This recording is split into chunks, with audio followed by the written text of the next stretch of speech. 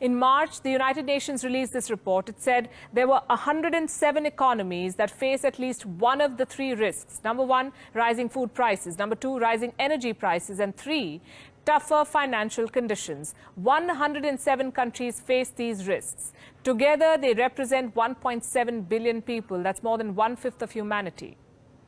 There are 69 countries that face all the three risks: food, energy, finance, all three. 69 countries could go the Sri Lanka way.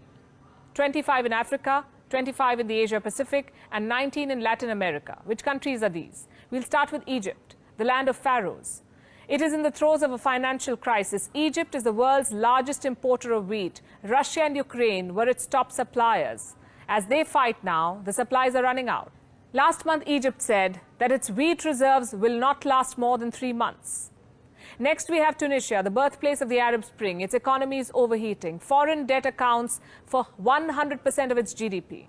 The trade deficit has widened to $800 million. Inflation stands at 7%. Fuel prices at record highs. Experts say Tunisia could soon face civil unrest.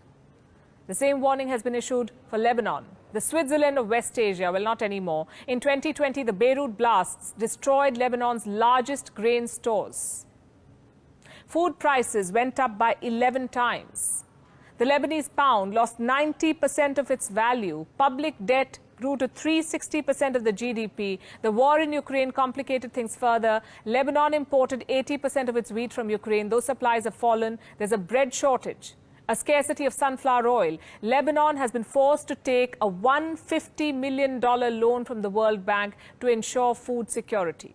Then we have Argentina, the land of tango, also caught on the wrong foot now. Inflation is paralyzing its economy. External debt is mounting. Argentina has defaulted on debt repayments 9 times. To avoid a 10th default, it has gone to the IMF. It wants to refinance a $45 billion loan. It may give Argentina a brief reprieve, but it will not quell the civil unrest. Analysts say Argentina is staring at a long and cold winter this year. Some other Latin American countries are also at risk, like El Salvador and Peru. They face hyperinflation in commodities, tumbling bonds, food shortages, detonating prices, and mass unemployment. Very much like Sri Lanka. Reports say both countries could soon face civil unrest. In sub-Saharan Africa, Ghana, Kenya, South Africa, Ethiopia could be the worst hit.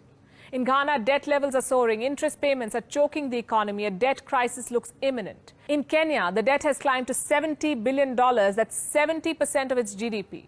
Last week, they got a $244 million loan from the IMF to weather this economic storm.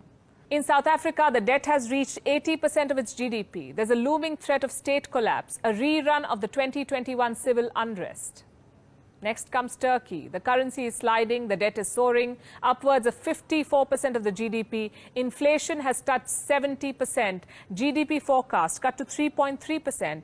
There's a food shortage. Turkey is getting 50,000 tons of wheat from India. And these were just a few examples. The World Bank says that in the next 12 months, as many as a dozen developing economies may not be able to service their debt. This will be the largest debt crisis in a generation. What about India? It will feel the impact. A few state economies are already inching towards a debt crisis. In Punjab, West Bengal, Bihar and Andhra Pradesh, the debt to GDP ratio is identical to Sri Lanka's. On the 3rd of April, Indian bureaucrats expressed concern. They